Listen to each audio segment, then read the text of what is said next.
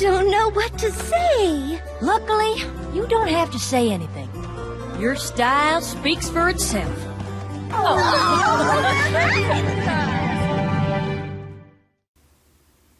So she inspired the anime protagonist Spiky style?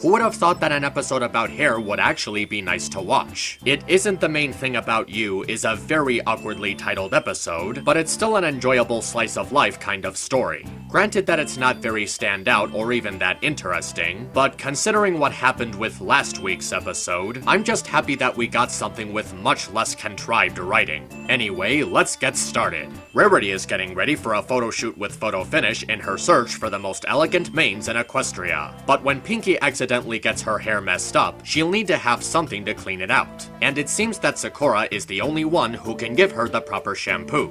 I guess there weren't any capable shampoo stores in Ponyville.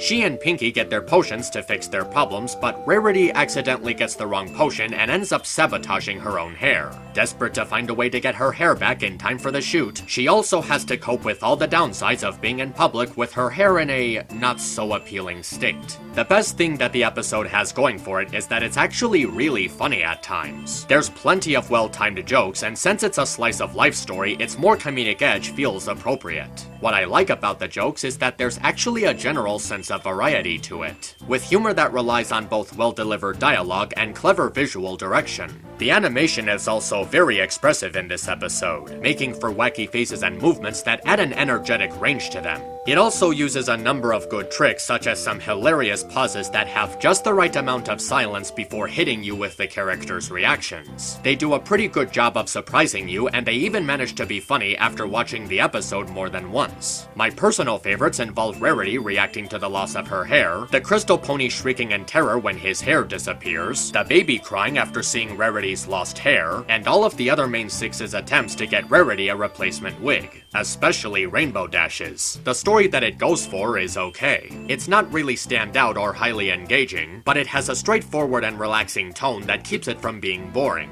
You kind of take an interest to just seeing Rarity coping with the loss of her hair and all of the silly ways she deals with the situation. It's also nice to see the other main six being supportive friends who try to help her deal with the situation, and it even cleverly fits alongside the moral. The way it focuses on Rarity trying to keep herself from public because she feels ashamed over the loss of her hair and desperately looking for a solution emphasizes what its message means. Instead of coming across as the typical "it's the inside that counts" or "it's who you are and not what you look like" approach, it has a different but just as valuable metaphor behind it, which is learning how to cope with disappointment. It was basically about Rarity making a deal out of something trivial and not even that big of a deal, completely opposite from the rest of the others who understand her situation and try to teach her how to accept what happened. And accepting disappointment and coping with it is a first step towards restoring one's own confidence. The moral also has some nice catches to it to help support its meaning. There was no actual solution to the loss of Rarity's hair, and she had to deal with it. She had to adapt to the loss and come up with her own solution, which is actually a very clever way of translating it. It helps the execution of the moral to feel natural and dignified, and the idea of finding inspiration in order to improvise and creating a new sense of fashion because of the confidence that was given to her by her friends is really in tune with Rarity's character. It helps to support a line of dialogue that was stated just moments before. When life gives her lemons, she makes lemonade out of it. And that lemonade is Punk Rarity, which I'm sure a lot of people will enjoy. The episode even has some nice continuity going on in the background. Granny Smith working with Grandpa Pear at the stands, Apple Bloom talking with her father's old friend, and even Big Mac on a date with Sugar Belle. So it has ways of satisfying fans through both the foreground and the background. But I will have to admit that the story does have numerous errors. The first problem is that the pacing feels really jumbled, like it really seems to take its time to get the plot to start moving.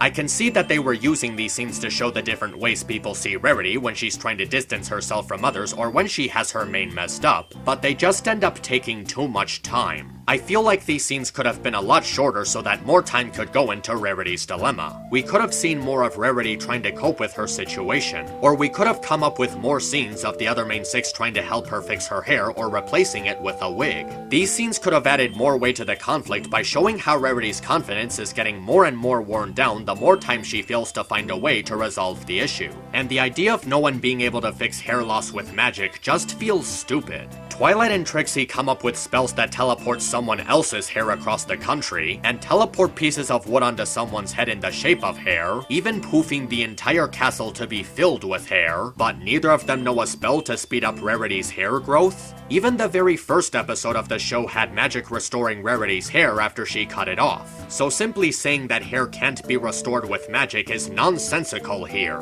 I wouldn't mind so much except the episode spends an entire portion of its runtime showing how they apparently can't fix hair with magic, so it just feels like pointless filler that wasn't needed. There's several other pieces of bad writing too, such as Sakura simply not bothering to label her potions. It's a really easy way to prevent the problem, and it makes her look stupid for not doing so. It also feels dumb knowing that Rarity didn't go to Pinkie immediately after realizing the potions were mixed up. They treat Pinkie's absent-minded actions as a major point in the story, and then they spend the rest of the episode ignoring her, only bringing her back very briefly at the end for the sake of a cheap gag. They don't even bother to bring up why the cakes would allow her to be so reckless or where they were when this was happening. Even the setup just feels really dumb. I mean, this mostly happens because Rarity was easily scared by a story that Sakura never even talked about. She didn't even say what it was that made the story scary or give her a reason that it would be scary.